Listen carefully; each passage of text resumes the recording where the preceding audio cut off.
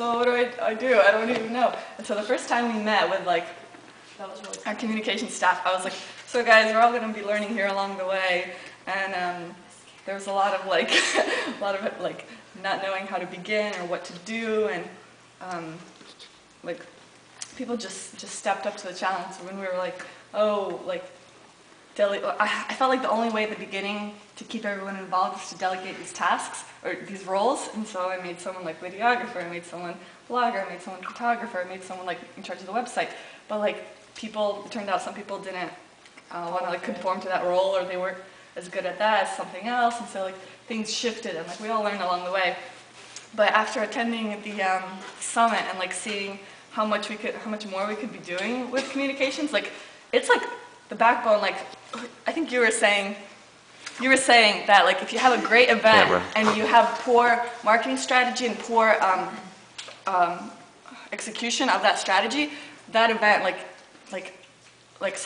Dr. Sullivan talk like would have been, you know, phenomenal if like 1 million people showed up, but like we didn't like target those populations that we thought would be interested the most to come.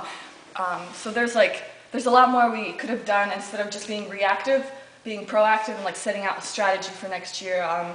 And even though National has like a lot of tools online, it really depends on the committee itself and the chair person to set out a strategy from the beginning. Okay, how are we gonna, which groups are we gonna target for this event, or like tracking things. Like we want to start using Google Analytics to track how people access our website, how where they're coming from, like what kind of majors are interested in, or like checking out our Facebook group and like those kind of things. So like being like monitoring and evaluation, we gotta like implement some of those kind of methods, and that's what's really gonna make like communications be successful in promoting like GlobeMed's name, because we can put out flyers all we want, but like word of mouth so far, that's like the main thing we rely on. But I feel like communications, like whoever's gonna be in this role next year could like take, like if I had like no hours of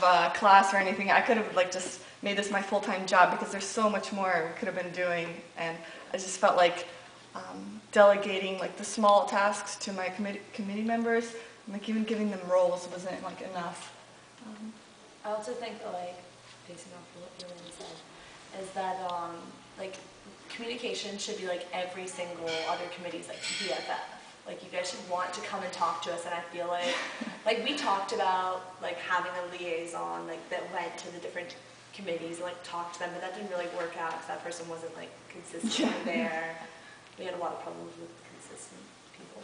But anyway, so like I don't know how to make us appear more like available for people to come and talk to. Yeah. We like want to.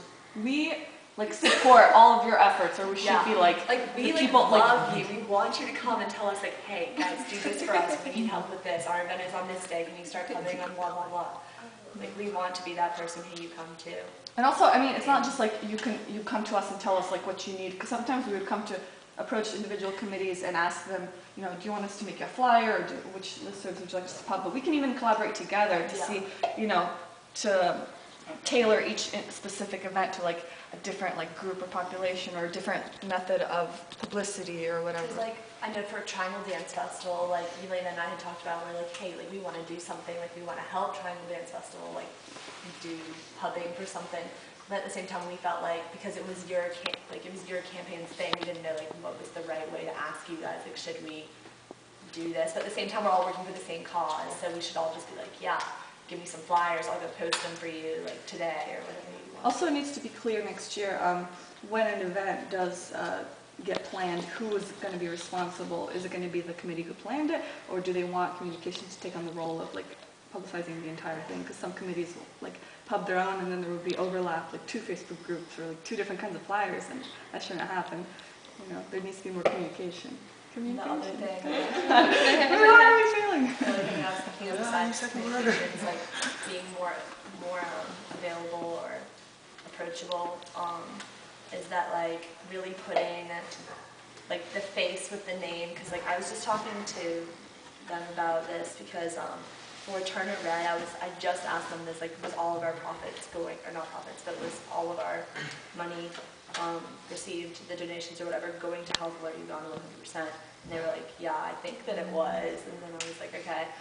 Because, like, I feel like people didn't, when everybody hears about AIDS, like, oh, another AIDS event, because there's, like, so many, you know, everyone's always trying to do something with AIDS, so we really need to, like, make that connection between Turn It Red, Child Dance Festival and stuff, and specifically Health Alert Uganda, like, what exactly Health Alert Uganda does, how you're not just, like, doing some large, huge thing, it's, like, one central thing with real people, with real names and things like that, so just making that connection as a communications group. Yeah.